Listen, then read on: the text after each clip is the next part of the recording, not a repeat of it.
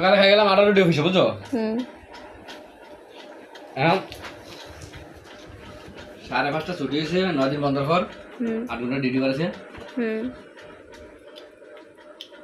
তার অফিসে খাই না, শহরে যা কামাই করি সব শেষ হয়ে যায়। খালি বাইর থেকে ফোন করে কয় কি কতটা এত টাকা কামাস, টিয়া যায় গো। হ্যাঁ চিন্তা করছি কোনটা 8 রুটি খাইয়া সকাল বিকাল তো টাকা কিছু বাঁচামু চাই না, বছরে 6-7 হাজার টাকা সব পারিনি। টাকা তো হিসাব দিতে গো, টাকা কামাইতে কষ্ট কিন্তু খরচ তো সহজ। হ্যাঁ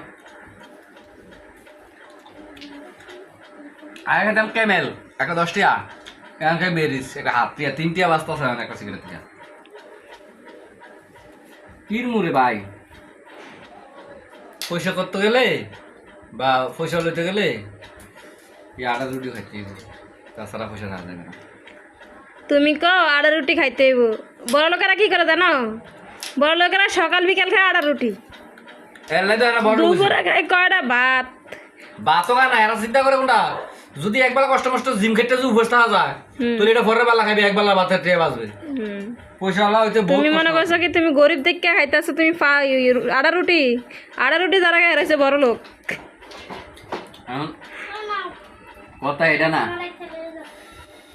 যে কথা হইলো যে